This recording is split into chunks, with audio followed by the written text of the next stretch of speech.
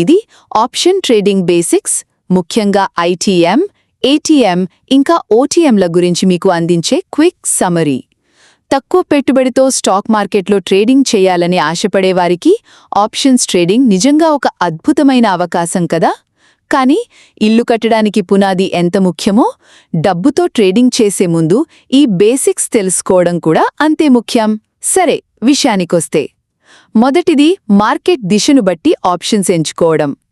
Market పైకి వెళ్తుందని మీరు విశ్లేషిస్తే కాల్ ఆప్షన్ కొంటారు. ఒకవేళ మార్కెట్ పడిపోతుందని భావిస్తే పుట్ ఆప్షన్ తీసుకుంటారు. కానీ ఒక్క నిమిషం ఆలోచించండి. కేవలం మార్కెట్ ఎటు వెళ్తుందో ఊహిస్తే సరిపోతుందా?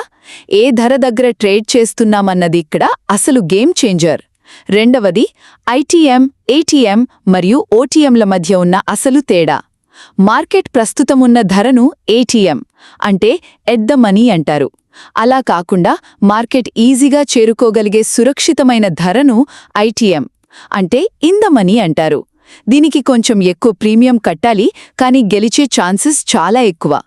ఇక మార్కెట్ చేరుకోవడానికి కష్టంగా ఉండే దూరపు ధరను ఓటీఎం అంటే అవుట్ ఆఫ్ ద మనీ అంటారు. సింపుల్గా చెప్పాలంటే ఓటీఎం అనేది 10 రూపాయల లాటరీ టికెట్ లాంటిదండి. చౌకగా వస్తుందని అందరూ కొంటారు, కానీ గెలిచేది లక్షల్లో ఒక్కరే కదా. చివరగా కొత్త ట్రేడర్లు చేసే అతిపెద్ద తప్పేంటో తెలుసా? ప్రీమియం తక్కువగా ఉందని కేవలం ఓటీఎం ఆప్షన్లు మాత్రమే కొని తమ పెట్టుబడిని పూర్తిగా కోల్పోతుంటారు. దీన్ని అవాయిడ్ చేయడానికి నేరుగా డబ్బు పెట్టకుండా ముందుగా పేపర్ ట్రేడింగ్ ద్వారా ప్రాక్టీస్ చేయాలి. అయితే పేపర్ ట్రేడింగ్లో అసలు ఎమోషన్స్ ఉండవు కదా. అందుకే రియల్ ట్రేడింగ్లో వచ్చే భయం, అత్యాశను కంట్రోల్ చేయడానికి చిన్న అమౌంట్తో మొదలుపెట్టి ప్రాక్టికల్గా నేర్చుకోవాలి.